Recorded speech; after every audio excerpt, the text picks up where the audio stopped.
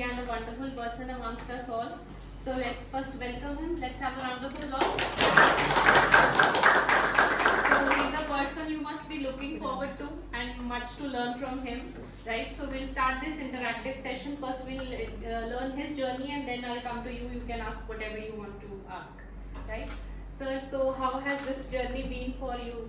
एक सपना देखना that I want to be a judge, to preparing for it, and today you are sitting as a judge. Interesting and मजेदार journey है मुझसे. Right, sir. Good fun actually. Starting में सब आते हैं कि जज बनना है जी, जज बनना है, लॉ कर ली जज बनना है. But once you get into the field then you understand कि इसकी डेप्थ क्या है, हमें क्या पढ़ना है, हमें क्या नहीं पढ़ना है, कितना टाइम लगेगा. क्योंकि सभी सोचते हैं कि यार बैठूंगा फर्स्ट अटेम्प्ट में निकल के बन जाऊंगा जज. It is not like that. और मैं कहता हूँ अच्छा है कि अगर फर्स्ट अटेम्प्ट में नहीं बनते, एटलीस्ट आप जितना टाइम अभी अपनी एजुकेशन पे इम्पार्ट कर रहे हो that will always help you out. Because जज बनना बड़ी बात नहीं है, कॉम्पिटेंट जज बन के बैठना इज मोर इम्पोर्टेंट. बिकॉज अभी हम देखते हैं कई जगह पे बैठे भी हैं कुछ लोग, अगर नॉलेज में प्रॉब्लम है तो it will always hurt you. You will not earn the respect of the bar. So for that importance is knowledge, कि आप क्या शिद्दत से एक चीज़ की इन डेप्थ में जाके पढ़ पा रहे हो, चीज़ों को समझ पा रहे हो. तो उसी इंटेंट से शुरू की तैयारी, यहीं से शुरू की थी जहाँ आप बैठे हो, इन्हीं टेबल चेयर्स पे बैठे होते थे. और शुरू किया था 2014 में. आते गए, पेपर देते गए. बस बॉटम लाइन ये है कि आपने रुकना नहीं है, बिकॉज अभी आपने एक बीमारी शुरू कर ली है और इस बीमारी का एक इलाज है जब तक सिलेक्शन नहीं होती, because otherwise it will keep on hurting you. आप छोड़ के देख लो, 6 महीने बाद फिर वापस आओगे. कई लोगों ने छोड़ी तैयारी फिर वापस आए, बिकॉज एक मेंटली हम प्रिपेयर कर चुके हैं अपने आप को, where we see ourselves sitting on the bench. तो अब वो बाहर में जाओगे वो मजा नहीं आएगा आपको. एज अ प्रैक्टिसिंग लॉयर आप एंजॉय नहीं कर पाओगे, although you will be much ahead of the practising lawyer, because knowledge जो हमने इकट्ठी की है it will always help you, whether it is practice और वेदर इट इज अ जज. तो एक ही लाइन में हम काम कर रहे हैं तो it is always good for us. बाकी हार्ड वर्क है जी, इमेंस हार्ड वर्क है. करते रहो and definitely you all will get. Sir, everybody has certain strong points जो जिसको वो polish करता है इस journey में, and certain weaknesses जिसको उसे cater करना पड़ता है और improve करना पड़ता है. So first we talk about your strengths, your positive points. My strength was I was very clear that I have to do it, nothing but to clear the judiciary. Subject wise I would say I was very good with criminal law, of course, because यहाँ पे जो coaching मिली, जो guidance मिली, वो notes को मैंने बहुत ही religiously follow किया. कम से कम 50 बार ही सारे पेरेंट पढ़ चुका हूँ अब तक, और may be more than that. और जो नोट्स मिले हैं 15-15, 20-20 बार उन सबको किया है रिलीजियसली. तो that was a very good strength for us, कि जो प्रिपरेशन में हम कर रहे हैं, या जो क्रिमिनल लॉ का था इंटरेस्ट था एक जनरल, बट जब मैंने सिविल लॉ पढ़ी तो मेरा उससे भी ज़्यादा इंटरेस्ट सिविल लॉ में बन गया, because civil is very interesting. People often से यार सीपीसी बहुत बड़ी है, बहुत बोरिंग है. ऐसा है नहीं है. Once you understand the beauty of CPC you will really appreciate कि इसका मजा क्या है. बिकॉज वहाँ पे तो एक सिस्टम है, सीधा चल रहा है जी. एफआईआर हो गई, इन्वेस्टिगेशन पावर, ये वो, चालान आ गया जी, चार्जेस बन गए, प्रोसिक्यूशन विटनेस आ गया, 313 लाख के डिफेंस हो गया, आर्गुमेंट हो गया. अब सीपीसी इतनी ब्यूटीफुल चीज है कि एक सिविल सूट को आप इनिशियल स्टेज पे भी खत्म कर सकते हो. बट आर यू अवेयर कि वो क्या क्या प्रोविजन है, क्या क्या लॉज है. Some of them are in CPC, some of them are outside CPC also. For example आजकल कमर्शियल डिस्प्यूट्स का बहुत ही ज्यादा कंसेप्ट है. अब लोगों को पता ही नहीं कि कमर्शियल डिस्प्यूट को कमर्शियल कोर्ट में फाइल करना. तो दे फाइल सिविल सूट, 10-10, 15-15 लाख रुपया कोर्ट फीस भी भरते हैं, and the case will get dismissed on its inception itself, अगर दूसरे लॉयर को ऑफ कोर्स ये बात पता है. So CPC is also very interesting thing. Family law में जाओगे तो फैमिली लॉ में अगर आप देखोगे तो बाकी सारा प्लेन है. वुड से कि सिंपल ही है, ज्यादा कॉम्प्लेक्सिटीज नहीं है. लेकिन जब आप सक्सेशन के क्लासिकल लॉज में आते हो तो उसको जब आप एक्चुअल इंटेंट समझते हो लॉ का, तो आपको बहुत इंटरेस्ट जनरेट हो जाता है कि यार ये कहाँ से शुरू हुई, कैसे आगे जनरेट हुई, step by step women right कैसे क्रिएट हुए, क्यों हुए, why women should have equal right. तो उसका एक प्रॉपर लॉजिक है, एक रीजनिंग है. Some of them is based on religious, some of them is based on various theories given by various artist, various juries. करते करते अब आज की डेट में दोनों को इक्वल राइट है. तो उसका एक लॉजिक है, एक रीजनिंग है. तो सिर्फ ये नहीं देख लेना कि यार सेक्शन 6 HSA में इक्वल राइट है. कहाँ से स्टोरी शुरू हुई? 1937 से. विडोज को राइट दिया, फिर वुमेन्स को राइट दिया, फिर 1955 में क्या हुआ, फिर उसके बाद 2005 में क्या हुआ और अब क्या हो रहा है, फादर अलाइव है या नहीं है, इसके ऊपर भी बहुत कंट्रोवर्सी रही। तो ये स्टेप बाय स्टेप कैसे चीज चल रही है, अगर आप बेसिक से लेके उठाओगे तो कभी जिंदगी में गलती नहीं खाओगे इन चीजों पे। और वीकनेस ये है जो मुझे, मेरे साथ एटलीस्ट मेरे 50-70 दोस्त इस टाइम ऑलरेडी सिटिंग जजेस हैं, मुझे जो लगा सबसे बड़ी कमी ये है कि हम सारे लोग लॉ पे बहुत ज्यादा फोकस करते हैं और लॉ में प्री क्लियर हो जाता है, मेंस में लॉ में अच्छे नंबर आए थे, but we are not very much focused on languages. Hindi, Punjabi, English, these are equally important. क्योंकि देखो टोटल आपका, अगर मैं पंजाब की बात करूं तो 475 कैसे क्रॉस होगा, वो तभी क्रॉस होगा लॉ में, अगर आप देखोगे टॉपर से लेके नीचे तक 300 से 360 के ब्रैकेट में सबके नंबर होते हैं, बहुत एक्सेप्शन होगा जो 380 390 तक जाएगा, पंजाब हरियाणा स्पेसिफिक बात कर रहा हूँ। बट अगर आपके लैंग्वेजेस में वो जो रिक्वायर्ड 140-50 नंबर नहीं आएंगे तो मेंस की कॉल नहीं आएगी। जबकि सबसे मुश्किल काम क्या है, लॉ को मास्टरी करना। लैंग्वेजेस इजी है लेकिन हम उसको इक्वल डेडिकेशन नहीं दे रहे हैं, जिसकी वजह से बहुत लोगों ने गलतियां की और मिस्टेक हुई। तो जो वीकनेस है उसके ऊपर भी आपको इक्वल टाइम लगाना है और जो स्ट्रेंथ है उसके ऊपर तो ऑफ कोर्स लगाना ही लगाना है। So now I'll ask some questions on their जी behalf. Please most welcome. They have a phobia of certain subjects, like they say ये topic हमें समझ नहीं आता या ये subject हमें नहीं हमसे पढ़ा जाता. What would your suggestion be to such students कि revision would help or would be I some would say कि सारे काम छोड़ के उसके पीछे हाथ धो के पड़ जाओ। There is nothing like difficult यार, क्या है लॉ के वही आपके 16 बेयर एक्ट ही तो है, उसके बाद से तो कभी कुछ नहीं आ रहा, वही नोट्स है वही बुक्स है। अगर आप अपने आप को किसी आईएएस के साथ कंपेयर करो, you enjoy the same structure और I would say better structure. और उनको कहाँ से कहीं से भी कुछ भी आता है, हमारा एक फिक्स पैटर्न है ना, फिक्स सिलेबस है, तो ऐसा कुछ मुश्किल वाली बात नहीं है। Try and understand the concept behind the thing. मतलब अगर मैं आपको इन ब्रीफ बताऊं, कोई भी टॉपिक उठाना है जैसे आपने, तो उसका बेसिक क्या है, कब उसका इंसेप्शन हुआ, हिस्टोरिकल बैकग्राउंड क्या है और आज की डेट में वो कहाँ पे खड़ा है और उसका रीजनिंग क्या है। अगर आप इस चीज को, हर टॉपिक को, किसी भी डिफिकल्ट टॉपिक को आप उठाओ, इन चीजों में बाइफरकेट करो, it gives a very good clarity. अब रेस सब जुडिस एंड रेस जुडिकेटा क्यों बनाया है? तो एक लॉजिक है ना कि हमने डिस्प्यूट को खत्म करना है यार, कॉन्टिन्यूटी में थोड़ा चलते रहना है। एक केस को आगे बढ़ाने का तरीका है, यू आर नॉट सेटिस्फाइड, आप अपील में जाओ, आप सेकंड अपील में जाओ। बट एक बार सिविल कोर्ट एक ही बार एडजुडिकेट करेगा जी, बार बार नहीं करेगा, और इसके ऊपर भी मैक्सिम्स है, there is a legal theory behind it. तो जब आप ये चीज समझ जाते हो कि बेसिक है जी यार, एक बार ये डिस्प्यूट होगी, खत्म करो उसको, आगे बढ़ जाओ। तो इसलिए जब आप इन चीजों के साथ लेके चलोगे, there is nothing like difficult. मुझे तो ऑनेस्टली कुछ डिफिकल्ट नहीं लगा, इंटरेस्टिंग जरूर लगा। हाँ, हम चीजें भूलेंगे कि हमने क्या पढ़ा था, बट उसका सोल्यूशन ये कि आप अपने नोट्स बनाओ। जो टॉपिक डिफिकल्ट लग रहा है उसको, जैसे कोई भी एक टॉपिक उठा लो, लाइक अप्रूवल, अब उसके अप्रूवल के ऊपर एविडेंस में क्या एक्ट है, सीआरपीसी में क्या है, आईपीसी में कोई प्रोविजन है, उन सबको क्लब करके एक ही जगह पे नोट्स बनाओ इकट्ठे, और फिर उन नोट्स के बेसिस के ऊपर उसी नोट को बार बार पढ़ोगे तो आप रिवाइज करोगे। कई लोग 4 किताबें पढ़ते हैं एक टॉपिक पे, it will not help, because every time you are reading a different context में। तो इट इज बेटर कि आप एक नोट्स बनाओ और फिर उन नोट्स को रिलीजियसली फॉलो करो एंड उसको अपडेट करते रहो टाइम टू टाइम। और प्रिपरेशन की भी स्टेजेस है। स्टेज 1 आई वुड से कि आपको पहले सारे बेयर एक्ट्स के ऊपर मास्टरी करनी है, पढ़ना नहीं है। It is not a novel, you have to be master of law. कि मैं एक बेयर एक्ट को, फॉर एग्जांपल मैं कहूँ, अगर जो भी आप एक्ट पढ़ रहे थे, लेट अस से पार्टनरशिप, क्या आप एक व्हाइट पेपर पेन लेके पूरा बेयर एक्ट लिख सकते हो अपने हाथ से बिना देखे बेयर एक्ट को? Not all, but the basic provisions, like I would से सेक्शन 1 to 46, 47 और बीच में फिर 54 आ गया या 69 आ गया, क्या आप लिख सकते हो? जब आप लिख पाओगे देन यू से कि हाँ यार मेरा तैयार हो गया। Up to that stage I would say कि नहीं तैयार हुआ। आफ्टर दैट प्रिपरेशन प्री की यही है, you have to master of bare act plus multiple choice questions बहुत जरूरी है। सेकंड लेवल प्रिपरेशन अगर मैं बोलूं, then you have to understand कि आपको हर किसी को हर जगह से क्वेश्चन नहीं पूछा जा रहा है। मेंस के वही आइडेंटिफाइड 20-25 एरियाज हैं, beat of any subject. Mains के जो 4-5 सब्जेक्ट हैं, सीआरपीसी, सीपीसी, आईपीसी, एविडेंस, उन 20 टॉपिक्स को फिर आपने इन डेप्थ स्टडी करना, from top to bottom. Bare act is a base, उसके ऊपर आपको पूरा उसको इन डेप्थ पढ़ना है। अगर एसडीकेटा पढ़ा है तो कंस्ट्रक्टिव क्या है जी, कहाँ पे लिखा हुआ है, पीआईएल पे लगेगा, रिट पे लगेगा, पब्लिक रिप्रेजेंटेटिव सूट पे लगेगा, नहीं लगेगा। वो करने के बाद that is your preparation for mains, right. और जब आपकी ये दोनों चीजों पे मास्टरी हो जाए then the third stage is you start reading RCR.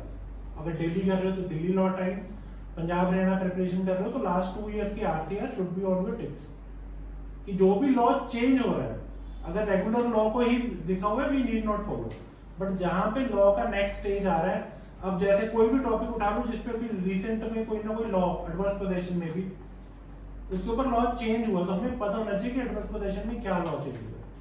Section 16 है आपका हिंदू मैरिज एक्ट का, वो जो बच्चे हैं कौन से इलेजिटिमेट बच्चे सो कॉल्ड, उनको किस में शेयर मिलना है किस में नहीं मिलना है या शेयर मिलना ही नहीं है।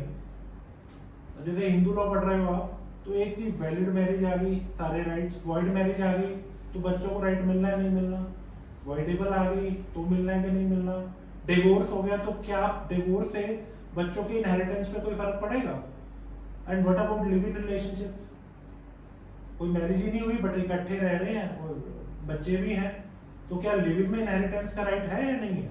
तो जब आप एक टॉपिक को उठाओ फिर उसको इन डेप्थ में सारे परमुटेशन कॉम्बिनेशन लगा के देख लो कि इसके अलावा तो कुछ बचा ही नहीं है। आई थिंक अगर हम बच्चों की बात करें तो अगर आप इन 4-6 क्वेश्चंस का आंसर कर पा रहे हो देन आई वुड से कि you have a good hold over this topic. नहीं है then go back into the books and study, या जो आपको यहाँ से नोट्स मिलते हैं उनको ऐड करो और अपने नोट्स को अपडेट रखोगे।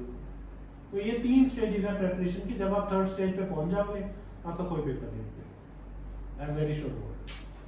बट तैयारी वही है कि बेयर एक्ट को मैं तब तैयार मानता हूँ कि मेरा बेयर एक्ट उधर पड़ा है, वाइट पेन पेपर लिया मैंने, पूरा बेयर एक्ट लिख दिया। गलतियां होंगी बट क्या मैं 60-70% याद कर पा रहा हूँ तो उसके बाद एक रेड पेन लेके बाकी 30% भर के उसको अपने टेबल के सामने चिपका दो। जब भी आपको दोबारा पढ़ने बैठोगे चाय पियोगे सामने दिखेगा ना वो इमीडिएटली माइंड को क्लिक करेगा। पंजाब हरियाणा में एक और बड़ी इंपॉर्टेंट चीज है कि very simple bare act base के इंडेक्स में से क्वेश्चन आ जाता है कि हॉस्टाइल विटनेस कहां डिफाइन करेगी। अब इससे आपकी नॉलेज का कोई लेना देना नहीं है but it is a system you have to follow it. तो ये जो इंपॉर्टेंट टॉपिक्स हैं इनको या तो आप लिख के सामने रख लो या बार बार करते रहो या अपने टेस्ट लेते रहो या जब एमसीक्यू क्वेश्चंस करोगे इंडियन एविडेंस एक्ट के उसमें ये क्वेश्चन पक्का आया जाएगा। So these are some ways and means where you can improve your preparation for exams.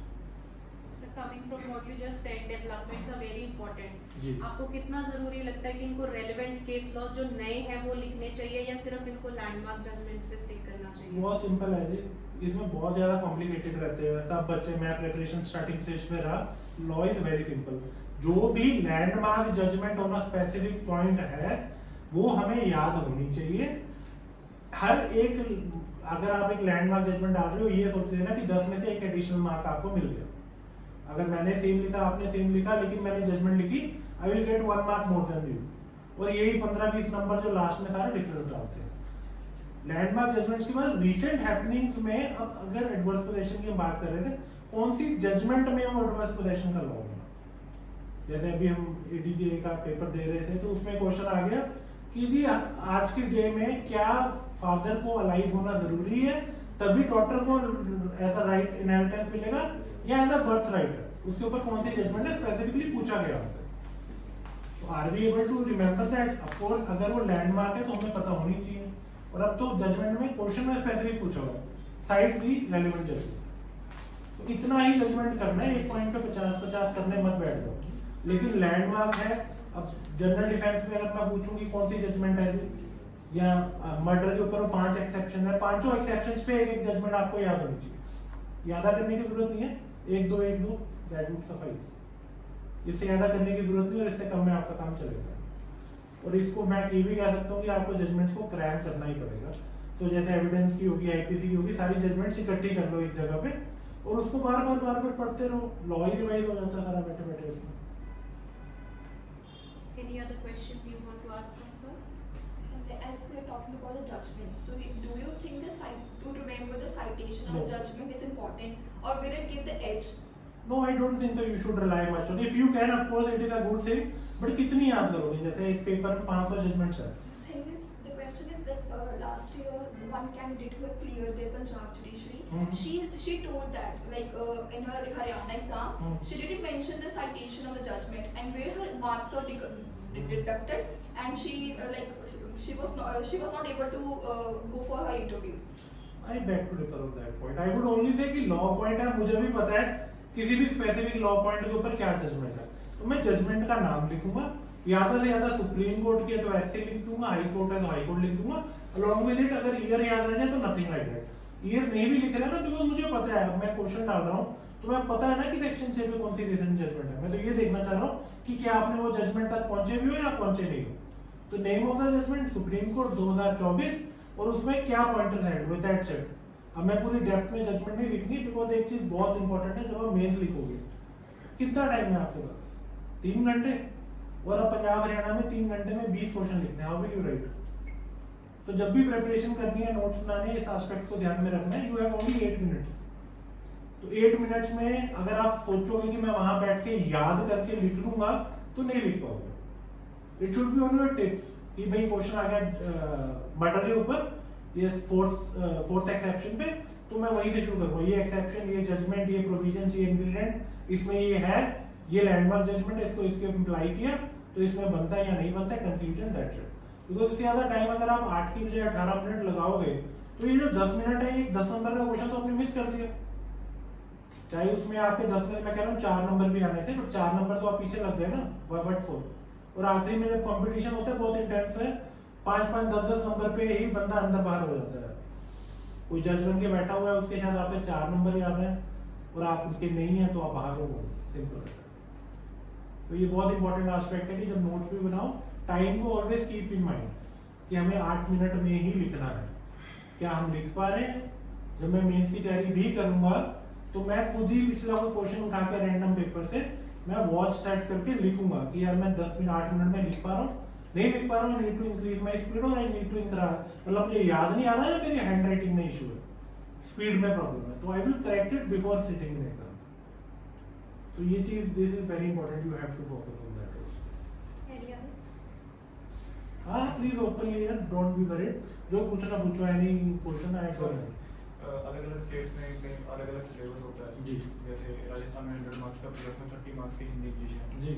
UP में 200 मार्क्स में से 50 मार्क्स सिर्फ लिखे गए हैं जी. तो ये अलग अलग स्टेट्स में मतलब ये कैसे मैनेज करें लोगों के साथ साथ, मतलब ये चीज़ मतलब एक स्टेट में हम तैयार करेंगे बट अगले स्टेट में फिर हमें पता है हमें पढ़नी भी नहीं है. देखो इसका बड़ा सिंपल सोल्यूशन है, जो बेसिक्स ऑफ लॉ है ना, वो यही 16 सब्जेक्ट है. अब जैसे राजस्थान है, मैंने भी दिया राजस्थान में 4 या 5 एक्ट ऐड हो गए हैं. जब मेरे टाइम पे 5 एक्ट ऐड हुए थे, एक डीवी आ गया था, एक वुमेन डिसेंसी एक्ट था शायद कुछ, और 1-2 एक्ट कोई और थे, कॉन्स्टिट्यूशन आ गया था मेंस में. तो ठीक है ना, 4-5 नए एक्ट सीखने को मिल रहे हैं. तो मैं तो ऐसे करता था कि अगर पंजाब हरियाणा या दिल्ली चल रहा है तो my first focus is this. अगर उस टाइम पे जैसे राजस्थान निकला, अभी कोई पेपर पेंडिंग नहीं है, तो I will attempt Rajasthan. Selection लेना is a separate issue, but at least जब मैं पेपर में बैठ के पढ़ रहा हूँ ना, I am adding knowledge to myself. और 4-5 एक्ट की नई नॉलेज मिल रही है तो क्या बुरा है. जब कुछ कर ही नहीं रहे हैं तो उससे तो बेटर है ना कि हम कुछ तो ऐड कर रहे हैं. दिल्ली में 45 सब्जेक्ट है, अगर आप ये सोचोगे कि यार 45 सब्जेक्ट है छोड़ ही दो, बट अगर करना है तो यार सब कुछ हो जाता है. तो प्रायोरिटीज की बात है. अब यूपी, अगर आपका कोई प्रेफरेंस है यूपी का, तो जीके तो ठीक है कर लो. एडीजे में भी तो आती है ना जीके, और सारी जगह सेम जीके, वही 1 साल की करंट आनी है और स्टैटिक जीके आनी है, और तो कुछ आना नहीं है. तो अगर कुछ नहीं कर रहे हो तो एटलीस्ट वो पेपर अटेम्प्ट करो. 16 सब्जेक्ट तो रिवाइज हो ही रहे हैं ना तुम्हारे. प्री लिखोगे, मेंस लिखोगे, कॉन्फिडेंस ऐड होगा. It will help you in Punjab Haryana या Delhi, whatever is your dream posting. Himachal में भी कई लोग जाते हैं. It all depend on your priority, but I would say attempt as many papers as you can, but with preparation. तो दिल्ली जाना है, यूपी आ रहा है यूपी भरो, राजस्थान आ रहा है राजस्थान भरो. बाई चांस कल को कोई ऐसी स्टेट नोटिफाई कर देती है जहाँ पे आपका इंटरेस्ट है, तो मैं उसको छोड़ भी दूंगा मिड में. 1000 में भी क्या फर्क पड़ता. कॉफी भी जाते हैं, अभी हम बाहर निकल के 2 कप तो निकल जाते हैं अंदर. तो आई डोंट थिंक सो कि you should not prepare because there are additional subjects. You should. Sir ऐसे राइटिंग के ऊपर कुछ, ऐसे राइटिंग बहुत इंटरेस्टिंग है जी, बहुत इंपॉर्टेंट टॉपिक है. बुक से नहीं पढ़ना, बुक से पढ़ोगे नंबर नहीं आएंगे. तो ऐसे प्रिपरेशन का एक कंसेप्ट है, you have to pick up the best newspapers for English. The Hindu, Indian Express, उसके जो एडिटोरियल पेज हैं वो आपको खोलने पड़ेंगे जी. बिकॉज जब भी आप अगर ध्यान से देखो, 1-2 टॉपिक्स पक्का कंटेम्प्रेरी इश्यूज पे आते हैं, तो आपको उसको पढ़ना पड़ेगा. That will help your language. उसको कैसे स्प्रेड किया हुआ है टॉपिक को, that will be you will be able to understand. And thirdly उसमें कोई कंटेंट, कोई डाटा है, you have to make pointers out of it. और ये इट्स अ कंटिन्यूअस प्रोसेस। वो जब 40-50 पॉइंट हो जाए फिर उसके ऊपर एक अच्छे से इंट्रोडक्शन डालो, कंक्लूजन डालो और उसको पूरा रीफ्रेश करो अपने ऐसे को विद अ स्पेसिफिक स्ट्रक्चर कि ऊपर इंट्रोडक्शन आ गई, हिस्टोरिकल एस्पेक्ट आ गया, फिर उसके क्या प्रोज है, क्या कॉन्स है, व्हाट इज द सॉल्यूशन, और सॉल्यूशन रियलिस्टिक होने चाहिए, बच्चों वाले सॉल्यूशन वॉन्ट है। आखिरी में कंक्लूजन, अब उसमें मैं कोई इडियम फ्रेज डाल सकता हूँ, कोई कोट डाल सकता हूँ, तो वो मैंने इकट्ठी करके रखी है कि यार ये 50 कोट्स हैं, ये मेरी इडियम फ्रेजेस हैं, जहाँ पे फिटिंग होंगे मैं करूँगा। वो ऐसे को बना के तैयार करके किसी टीचर से चेक करा के then I will go and appear in examination, I will just copy it and that is a way to prepare for ऐसे। लीगल मैगजीन्स तो मैं लिखनी होती है। हाँ जी? लीगल मैगजीन्स नहीं, लीगल में जब आप इंग्लिश कैसे लिख रहे हो आपकी लैंग्वेज चेक हो रही है तो लीगल छोड़ दो, बट उसके अलावा भी बहुत कुछ है। कोर्ट्स तो है ही है ना, राइटर्स आर देयर, बहुत अच्छी अच्छी कोर्ट्स होती है, हर टॉपिक पे कोर्ट्स होती है। वही अपने इश्यूज हैं, करप्शन हो गया, जस्टिस डिले हो गया, इनजस्टिस हो गया, कम्युनलिज्म हो गया, इलेक्शंस हो गए, एग्रीकल्चरल इश्यूज हो गए, ये तो चलते आ रहे हैं ना 10 साल से। तो इसका कंटेंट इकट्ठा करना पड़ेगा आपको, अपनी रीराइट करना पड़ेगा। If you have somebody good with that skill तो आप उससे भी लिखवा सकते हो, एंड देन उसको इम्बाइब करके you have to write. Likewise for Hindi and Punjabi also, book से पढ़ोगे तो नंबर नहीं आएगा। should we select different topic for essay? You have to preempt. जैसे अब अभी अगर पेपर होता है कोई, तो मुझे लग रहा है इलेक्शंस के ऊपर बनता है टॉपिक, एग्रीकल्चरल इश्यूज पे बनता है, हिंदू मुस्लिम कम्युनलिज्म सम वे, डेमोक्रेसी वर्सेस डिक्टेटरशिप, ये एक्सपेक्टेड एसेज हैं जो मुझे लगता है आएंगे। एग्जाम में जैसे तो बाकी मोस्टली बच्चे कॉमन टॉपिक ही सिलेक्ट करेंगे जो सबको आता होगा, तो क्या हमें डिफरेंट टॉपिक पे जाना इट चाहिए? Is always better if you pick a different topic. आप ना यार अपने आप को एग्जामिनर के शू में डाल के देखो, आप जितने एग्जामिनर की लाइफ इजी करोगे वो आपकी लाइफ इजी करेगा। अब अगर 100 बच्चे हैं और 70 बच्चे एक ही टॉपिक लिख रहे हैं तो एग्जामिनर भी पक चुका होगा जब तक वो उस टॉपिक तक पहुंचेगा। तो it's a strategy that we write the second best ऐसे जो बच्चे नहीं लिखेंगे, बिकॉज वहां पे आपकी क्रिएटिविटी भी अलग से बंदा पढ़ेगा, देखेगा, समझेगा, एंड चांसेस है कि आपके याद अच्छे मार्क्स आएंगे। I used to do that and it always paid back. Any other questions on the topic of the language? जी, How do you actually practice writing part on a daily basis with law preparation? Every day at least 2-3 papers I use to take dictation. कोई मुझे बोलेगा, I will write it down, फिर गलतियां लिखेंगी, उन गलतियों को मैं एनालाइज करूंगा कि मेरी कहाँ पे गलती आ रही है, और उन गलतियों के ऊपर then I will work On a daily basis? On daily basis. Law आप पढ़ रहे हो बहुत अच्छी बात है, लेकिन लैंग्वेजेस को आप बिल्कुल इग्नोर नहीं कर सकते। And so, like you mentioned, for English language, the Hindu and Indian Express are good जी, papers. So जी। for Hindi or Punjabi? Hindi Punjabi I would say Ajit is good, Punjabi tribune is good. मतलब आपको सिर्फ कंटेंट नहीं उठाना, वो लैंग्वेज और वो जो द वे ऑफ एक्सप्रेशन है that you should imbibe. Yes. और हिंदी के लिए दैनिक भास्कर इज गुड, उनके कंटेंट अच्छा होता है। And sir, how do you actually balance between work, like if you've gone for ADJ, which is ji, selected there, ji. so how are you balancing preparation plus language preparation plus work on a daily basis? देखो बड़ा simple सा logic है, when you have an examination that is a life changing moment for all of you ना, so after that you have no other priority, functions, marriages, work minimize. I had a good team of 10 people working for me right now, so I used to सुबह आधे घंटे में कि यार ये cases लगे हैं, इनमें ऐसे ऐसे करके ये कर दो, इसमें ये एप्लीकेशन बन दो, इसमें ये रिप्लाई आएगा, ये ले लो, इसमें ये पॉइंट से आर्ग्यू कर दो जाके, बिकॉज बेसिक्स तो ठीक है ना। After that you have nothing else to do in your life. शादी, birthday, marriage, death, you have nothing to do. रिश्तेदार आया गया, फ्रेंड्स से कुछ बुलाया, कहीं नहीं जाना हमें। From the date of notification till result you have no priorities apart from it. And languages मैं क्या करता था, जब मैं लॉ पढ़ता पढ़ता थक जाता था तब मैं बीच में लैंग्वेज कर लेता था, फिर घंटा नैप लेके then I will again start with law. तो गैप डाल के How many hours per day should be don't study by the watch, you have some other work to do apart from study, practicing? Leave that for the time. अगर देखो जज बनना है ना, practice से बाहर निकलना पड़ेगा, बिकॉज प्रैक्टिस में क्या पैसे आने शुरू हो जाएंगे, फिर वो लालच बन जाएगा कि यार बहुत पैसे आ रहे हैं, क्या करना है जज बनके। But it is a lot of difference between the life of a जज एंड एन एडवोकेट। तो आपको प्रैक्टिस को तो जब तक एटलीस्ट आपका लेवल 2 तक प्रिपरेशन नहीं हो जाती ना, there is no point going to.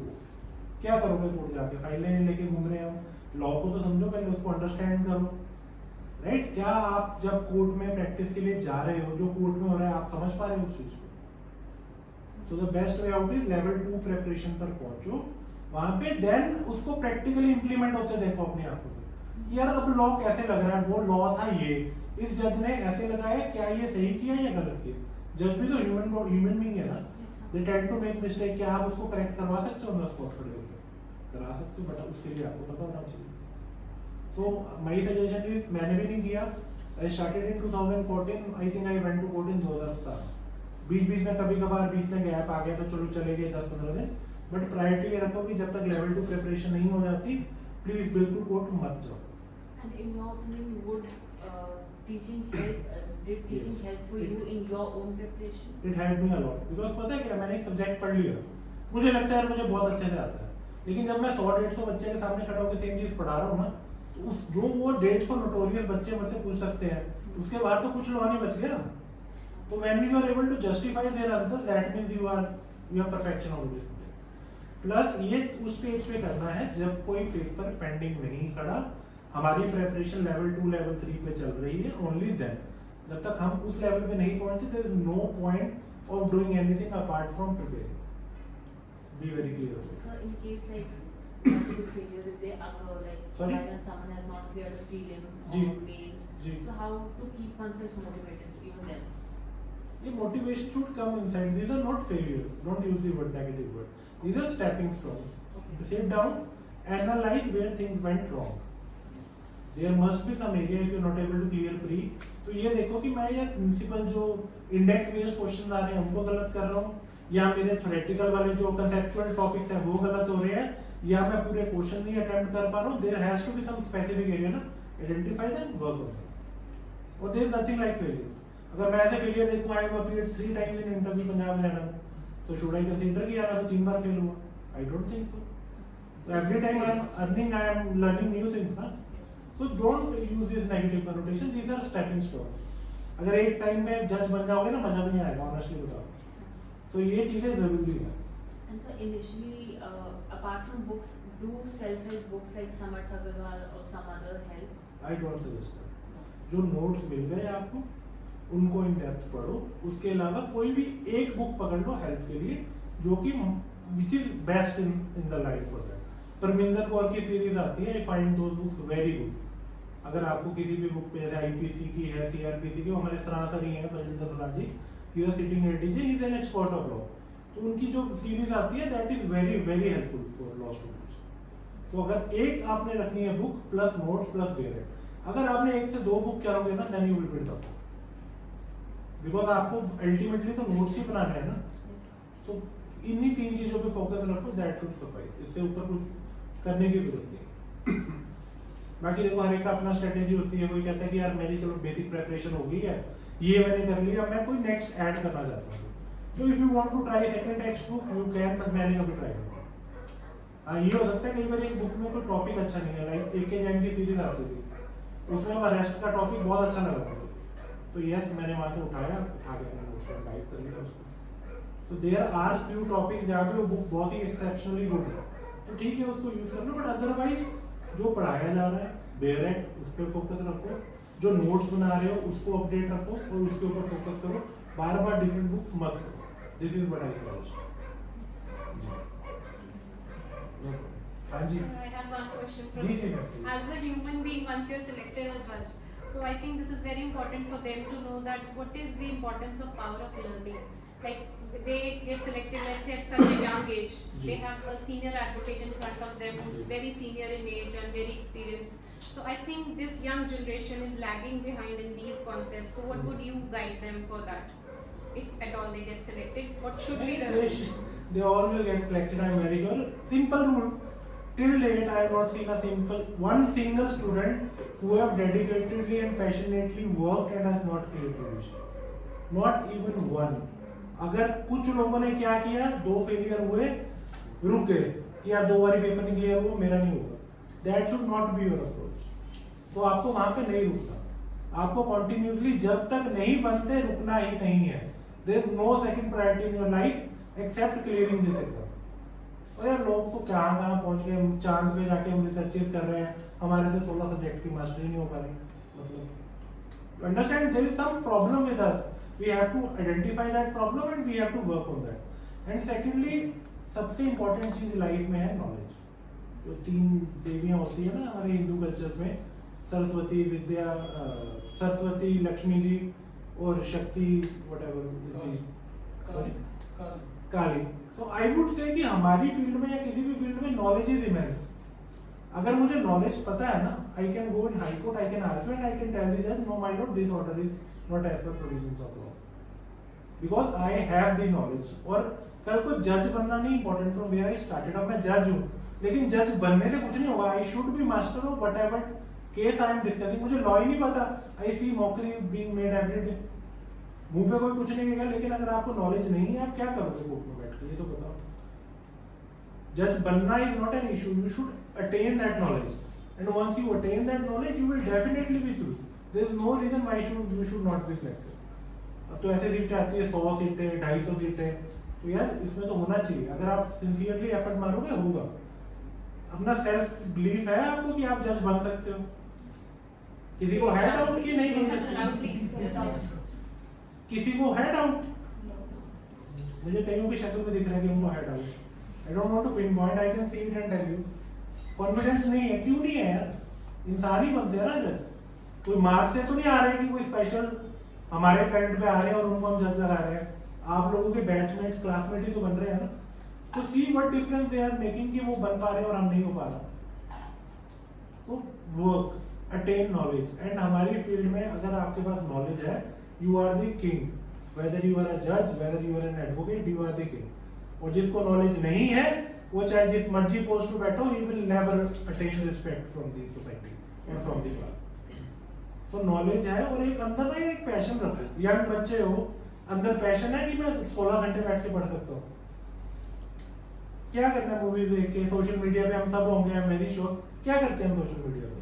क्या पॉजिटिव आउटकम आ रहा है उस पर? मिल रहा है कुछ? क्वेश्चन वगैरह आ रहे हैं कुछ? फेसबुक पे पेज रखा होगा कि यार ये मल्टीपल चॉइस क्वेश्चन सॉल्व कर लिया मैंने 1 घंटे में। वाओ। तो सबसे पहले अगर सीरियस हो लाइफ में कुछ करने के लिए, इमीडिएटली आप जाके सोशल मीडिया को कटेल कर दो। फेसबुक, इंस्टाग्राम, व्हाटएवर, जस्ट कटेल। जिसको आपको मिलना है ना, कोई जेन्युइन आपका फ्रेंड है, वो आपको फोन करके भी मिल लेगा।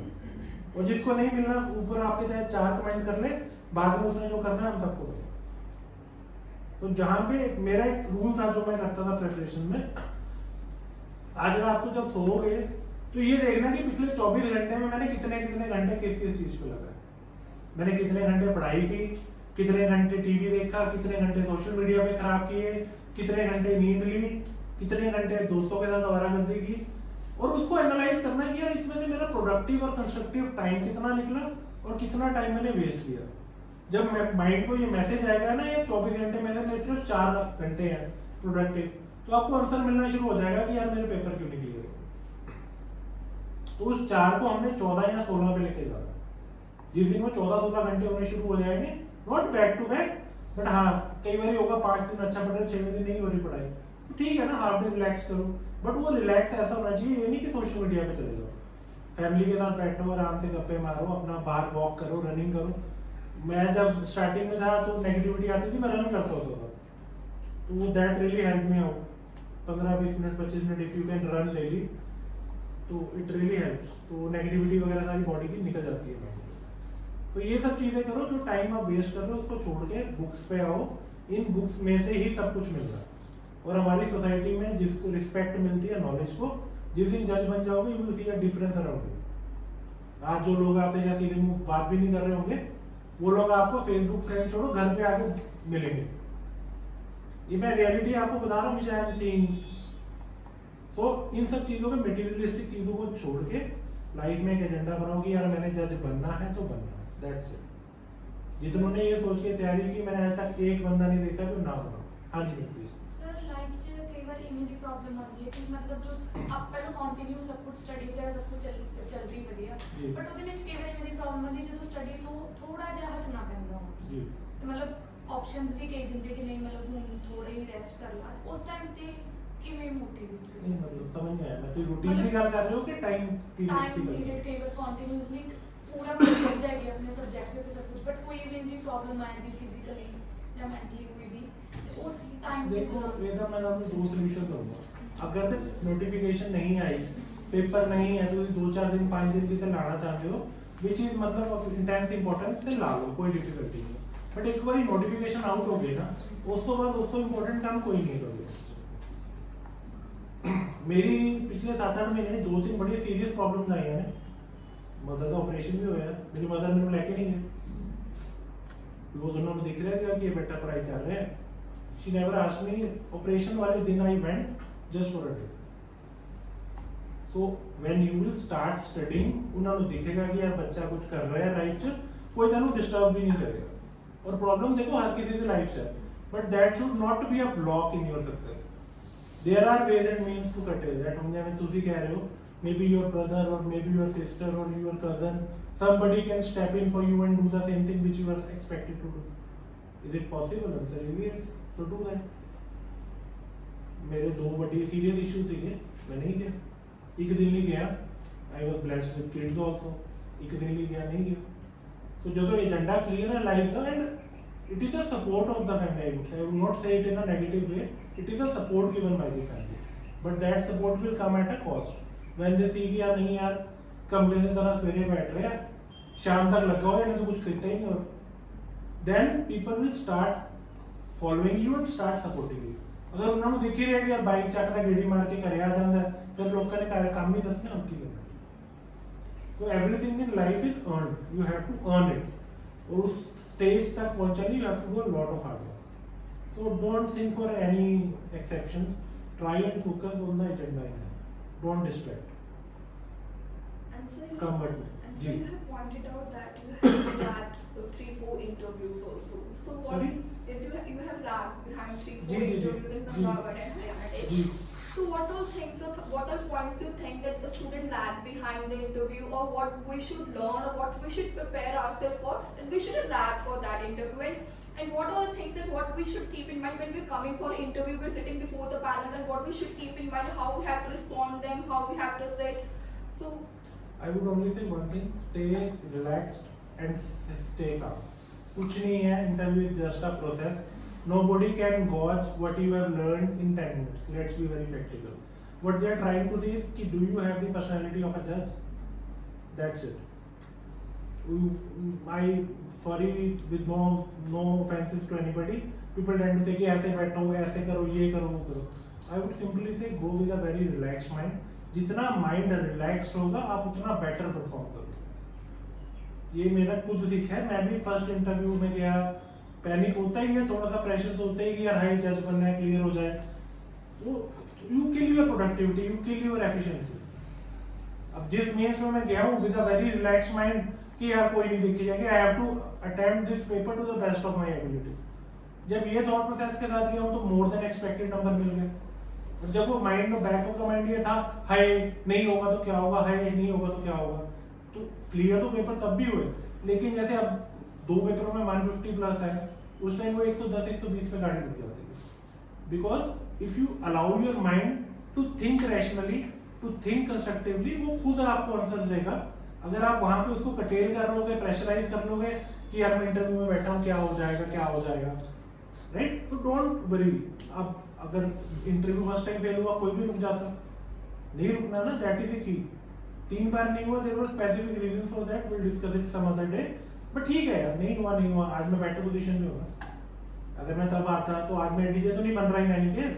18 में I face first interview, so be happy about it. ठीक है, नहीं हुआ यार, उनका दैट इज देयर प्रेरोगेटिव ना, they want you to pick you as a जज और नॉट। अब कई लोग ऐसे थे जिनके 4-4, 5-5 बार भी दिए, नहीं हुआ, कोई बात नहीं। Ultimately everyone of them is sitting as a जज टुडे। कोई लोअर में बैठा है, कोई हायर में बैठा है, कोई नहीं रुका।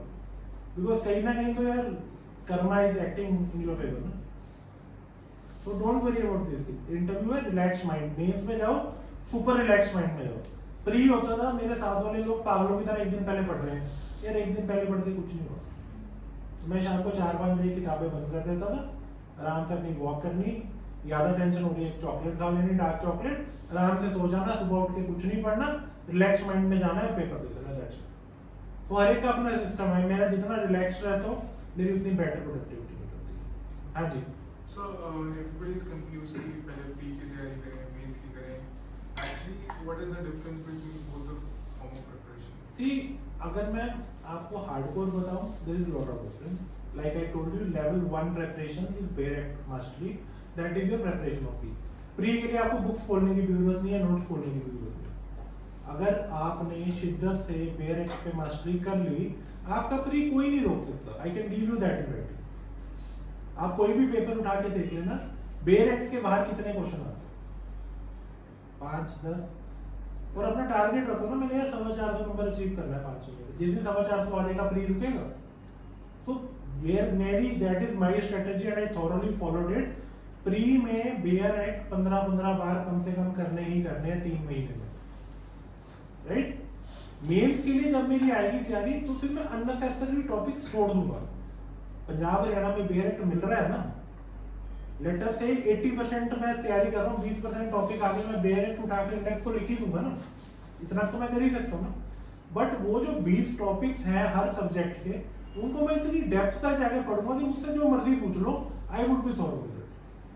तो मेंस के लिए सारा सब्जेक्ट छोड़ के वो 20 टॉपिक्स के ऊपर पूरी A to Z मास्टर। और इंटरव्यूज के लिए कुछ नहीं करना है, just be in a positive frame, relax mind में रहो, जाके इंटरव्यू को फेस करो, सिंपल है। Any other thing you want to ask? Sir अगर किसी को प्रैक्टिकल नॉलेज है, कोड की कोई प्रैक्टिस कर रहा है, क्या उसको इंटरव्यू में ज़्यादा मतलब प्रेफर? हाँ जी, बिकॉज देखो आपने जज ही करना ना, मतलब कुछ अगर स्पेसिफिक बेंच बनता है जो सिलेक्शन कमेटी का, at times they don't see it in a positive way, they see कि यंगस्टर्स को ले लें। बट अदरवाइज अगर कोई रैशनली सोचेगा, तो अगर आपको एक्सपीरियंस है, that will always help you as a जज also in interviews also, but with knowledge. सिर्फ प्रैक्टिस विल नॉट हेल्प। मैं 7 साल से कोर्ट जा रहा हूँ, मुझे कुछ आता ही नहीं है, तो that will really not help. तो लेवल 2 हो जाए, जाओ कोर्ट में जरूर जाओ। और जब तक लेवल 2 नहीं होता, अगर कोर्ट जा रहे हो, तो तुम अपने आप को मतलब ये समझा रहे हो कि नहीं नहीं मुझे सब कुछ आता है और मैं जा रहा हूँ, बट उसका फायदा नहीं होगा। ठीक है ना, कोर्ट्स में कितने सालों से कितने लोग बैठे हैं, कितने जज बने हैं उनमें से। अगर आपने किसी टॉप लॉयर को भी, मेरी एक आदत थी, मैं जिस भी कोर्ट में जाता था वहाँ के टॉप लॉयर के आर्ग्यूमेंट सुनता था। कपिल सिब्बल, अभिषेक मनु सिंघवी, कभी सुने इनको आर्ग्यू करते हुए कोर्ट में? आजकल तो सब कुछ ऑनलाइन है, सुन के देखना। उनके ना एक निश बनाया हुआ उन्होंने कि यार मैं इस केस में मेरे ये 2 पॉइंट है, उनको इतनी स्ट्रांगली एम्फेसाइज करते हैं कि जज को भी कन्विंस कर लेते हैं, and they don't argue actually. ये 1-to-1 कम्युनिकेट कर रहे हैं जज के साथ। My lord come to this page, you see this means this, agreed, नहीं एग्रीड, उस पॉइंट को दोबारा वहां पे एम्फेसाइज करेंगे। कभी जाओ सुप्रीम कोर्ट, वहां जाके किसी अच्छे केस में सुनो कि टॉप लॉयर्स कैसे आर्ग्यू कर रहे हैं। तो ये सब चीजें सीखने वाली हैं, सेम लॉ है यार।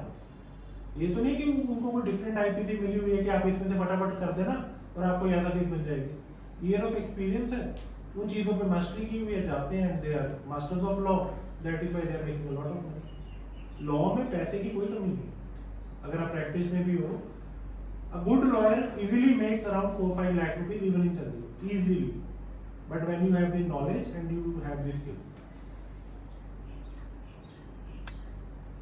तो दैट इज वन थिंग कि नॉलेज के बिना इस फील्ड में कोई लॉजिक नहीं है, और इस नॉलेज के साथ इस फील्ड में आप कुछ भी कर सकते हो। आप अच्छे लॉयर भी बन सकते हो, आप जज भी बन सकते हो, और शिद्दत से तैयारी करोगे, 2-3 साल लाइफ के दोगे, there is no reason why you should not get selected.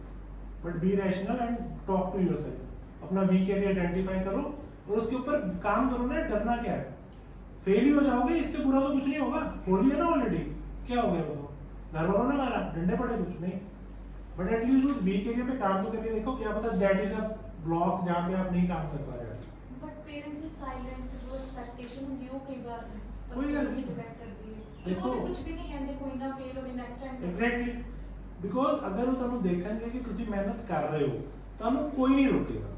ਤੁਸੀਂ ਦੂਜੀ ਵਾਰ, ਤੀਜੀ ਵਾਰ, ਚੌਥੀ ਵਾਰ ਬੈਠੋਗੇ, ਬਟ ਉਹਨਾਂ ਨੂੰ ਦਿਖੇਗਾ ਕਿ ਹਾਂ ਯਾਰ ਚਲੋ, ਕਈ ਵਾਰੀ ਲੱਕ ਵੀ ਕੋਈ ਫੈਕਟਰ ਹੈ ਨਾ। ਤੁਸੀਂ ਆਪਣੇ ਵੱਲੋਂ ਬਹੁਤ ਅੱਛੀ ਤਿਆਰੀ ਕਰ ਰਹੇ ਹੋ, ਬਹੁਤ ਅੱਛੀ ਪ੍ਰੈਪਰੇਸ਼ਨ ਕਰ ਰਹੇ ਹੋ, ਬਟ ਉਸ ਦਿਨ ਪੇਪਰ ਤੋਂ ਪਹਿਲਾਂ, ਇੱਕ ਦਿਨ ਪਹਿਲਾਂ ਤੁਸੀਂ ਬਿਮਾਰ ਹੋ ਗਏ, ਹੋ ਗਏ ਤੇ ਹੋ ਗਏ ਨਾ, ਇਹ ਕੀ ਕਰ ਸਕਦੇ ਹੋ। ਬਟ ਐਟਲੀਸਟ ਪ੍ਰੈਪਰੇਸ਼ਨ ਕਰ ਰਹੇ ਹੋ ਨਾ। ਬਟ ਕੀ ਤੁਹਾਨੂੰ ਪਤਾ ਕਿ ਤੁਸੀਂ ਕਰ ਸਕਦੇ ਹੋ? Are you sure about it? Do you have that commitment inside you कि यार जो मर्जी हो जाए, जब तक जज नहीं बनूंगा ना, इधर का उधर नहीं देखूंगा। उस लेवल में पैशन और काम करो, होएगा, 100% क्लियर होएगा। और कभी भी सेल्फ डाउट च ना रहना। देयर वुड बी पॉइंट जितने ਤੁਹਾਨੂੰ नेगेटिव आएगा you will feel down but उस मूवमेंट में just relax come out of that phase and again start preparing restart movie आइए देखिए किसी ने